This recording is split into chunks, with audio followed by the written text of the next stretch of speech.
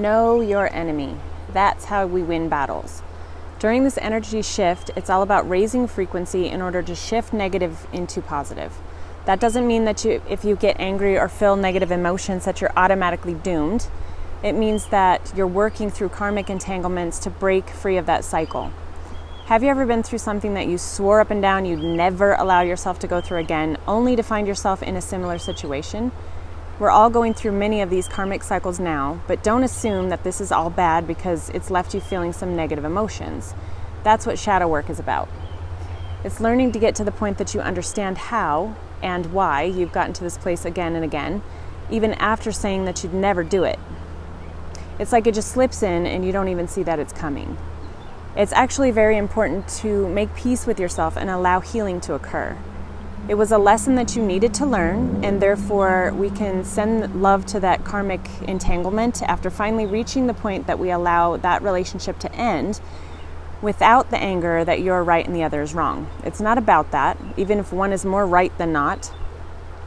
It's your perspective that's gotten you there, and it's for good reason. What have you learned in that relationship that's given you strength in who you are and the morals that you keep? Isn't that worth the trouble? You agreed to come here to learn those lessons, and the people that you're not agreeing with at the moment are all amazing teachers in that lesson. Remember that they have also agreed to help teach you this lesson, no matter what side they're on now. Before we incarnate here, we agree to fight with people, believe it or not. We do this to advance our souls because we do this to others too, and we allow it to happen to us, so we can rest assured that we have ended that karmic cycle as long as we have finally sent love to that part of them and ourselves. And regardless of the battle in the relationships, we want to thank them for teaching us what I was allowing to overstep my boundaries, because without doing that, I would have never been able to stand up for myself, and seeing that I was weaker than I would have liked. And that's why I allowed that. Now I can finally let go of those types of relationships from here on out, and I don't need any other lesson anymore on this specific topic. It's a big school here on the planet, and we're ready to graduate soon, but these battles are also, they're kind of like little quizzes, so to speak, because the big test is coming up with humanity very soon. So who are the enemy?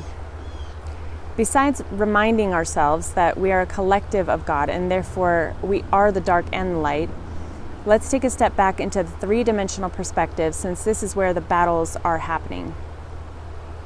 As I've talked about before, there are different bloodlines, and they, as you always hear them called, are ancient bloodlines of the Cabal, Illuminati, reptilians, etc. This is because they vibrate at a much lower frequency or a much slower frequency than human bloodlines do. As crazy as it sounds, there's a battle over our consciousness because they don't want to lose their slaves. And I mean that in the purest sense. If you've ever seen my other videos on the Great Awakening, please look into that, because I do talk about these things in earlier videos. But in this one, I'll go quickly over that as a refresher, although there's much more to it esoterically. If we go back to the story of Adam and Eve, we can also say that Adam, it's like the science atom, atom as well. So this is really the version that they believe. So they believe that Adam was married before to Lilith. I'm not sure if Lilith was the serpent, which one can assume, but there are different versions of this, so who knows who is completely correct. Regardless, this is what the dark beings believe, so for that reason, I'll continue this way. Adam and Lilith had children that were of a different serpent bloodline, one that was not human. This is where the 13 bloodlines, or the 13 families, the elite families, were born into, and this is the elite ruling class. After Lilith and Adam broke apart, Adam was then given the creation of Eve, and the human bloodline was then created. They believe that we are below them, the serpent line does, and we have become their slaves in the systems of banking or monetary systems, medical, educational, religious, and military. All of these created Kabbalistic systems are starting to fall right now, as you can see, because our consciousness is expanding by way of the sun, S-U-N, the sun. This is why in religion we're taught that the sun, S-O-N, is our savior. Well, I mean, technically it is. So it saves us throughout creation of life itself. If we didn't have the sun, we would die within a matter of days. Life and creation would cease to exist without it. This is why ancient sun worship is still alive to this day, because we are a collective of the Creator. We are meant to remember who we are as a part of the Creator and therefore stand up for ourselves and finally rid ourselves of our karmic cycles. Just as we're doing on a smaller scale in our own separate lives right now, we're doing on a larger scale. So what is the point of creation? Breaking apart to show us what life is all about. Maybe to show us our power, to stand up and realize that we are part of God, and therefore we step out of the three-dimensional perspective and allow ourselves to grow as creation itself. I suppose I haven't had all the answers yet, of course, because I'm not enlightened. So we just have to trust our own intuition. Intuition is the connection with God, or source energy, right? It's your sovereignty. Now I have to go back because of my notes. It's all messed up. It's your sovereignty, and it relies upon standing up and in your own power as a collective of the creation and break the spell of the lies and slavery. You cannot enslave God.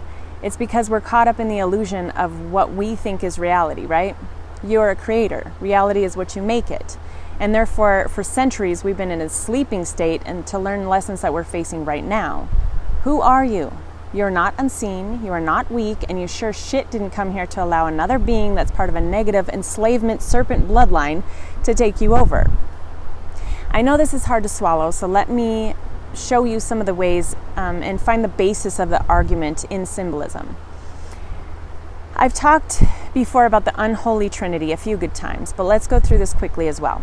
There are 3 corporations on the planet with major power behind it.